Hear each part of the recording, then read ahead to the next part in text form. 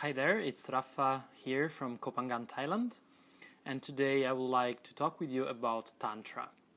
For sure, if you're looking at this video, you've already heard the word Tantra a few times, or maybe a million times, but have you ever asked yourself, what does it really mean? What is Tantra?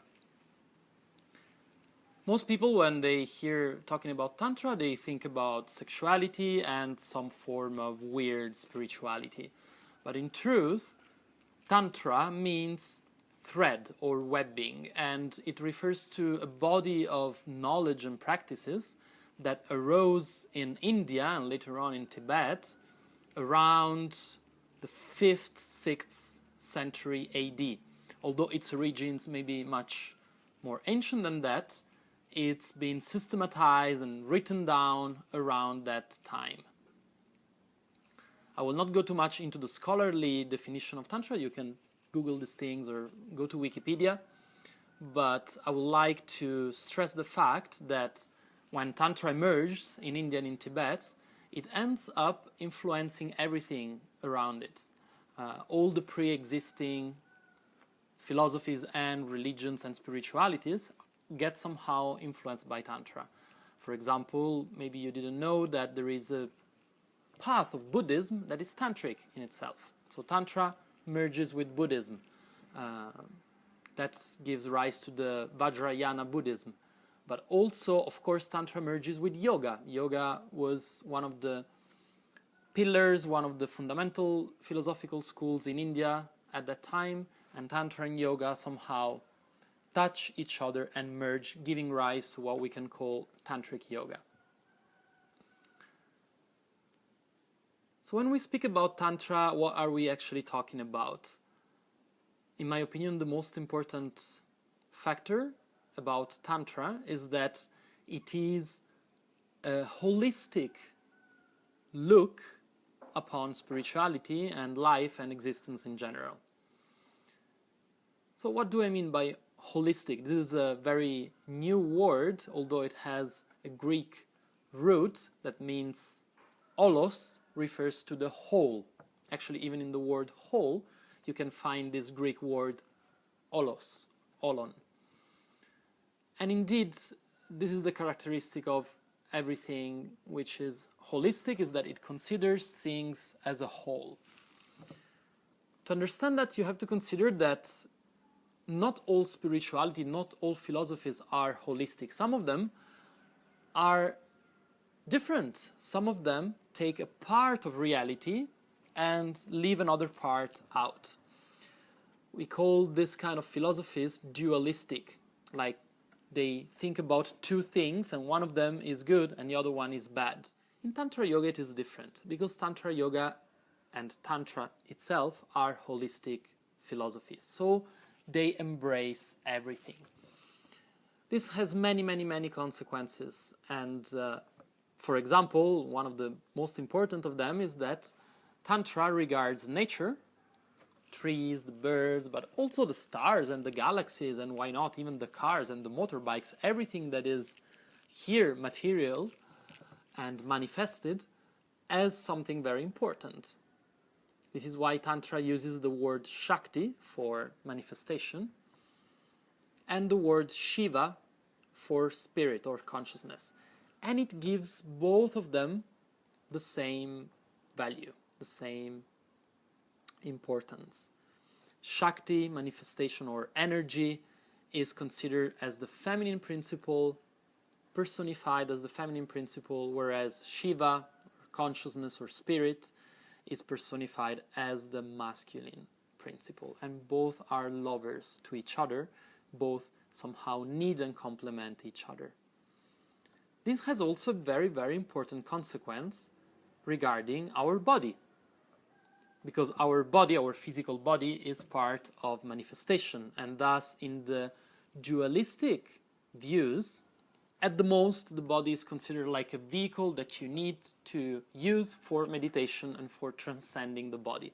So once you have made your body stable enough, healthy enough, firm enough that you can sit and meditate for hours and hours on end, that's all you need to do with the body. But it's different in Tantra. Tantra considers the body as a temple. because Tantra considers matter and spirit as lovers, as two sides of the same coin, then according to Tantra we can access one of them through the other. And if we want to access spirit, we can use matter. So we can use the body. The energies that run inside the body, according to Tantra, can be a doorstep or a springboard to reach spirit. And among all those energies that run inside our body, one of them is particularly important, and it is the sexual energy, of which we will talk in a second. For now, let me also pinpoint the fact that because Tantra is so interested in the body and in the energies that run in it, Tantra developed the famous system of chakras. Chakras are those energy points contained in the body somehow, and they represent like the crossroads of energy. And as well, according to Tantra, there are avenues or highways where the energies flow. Those are called nadi, and they correspond somehow to the system of meridians in Chinese medicine and philosophy. So whenever you hear people speaking about chakras and nadis, or even asanas, physical postures, and other techniques of yoga, it was actually Tantra, or Tantra yoga more specifically, that developed all the knowledge regarding those concepts. So we said that Tantra recognizes the many energies that run into the body, and the most powerful of them is, without any doubt, the sexual energy.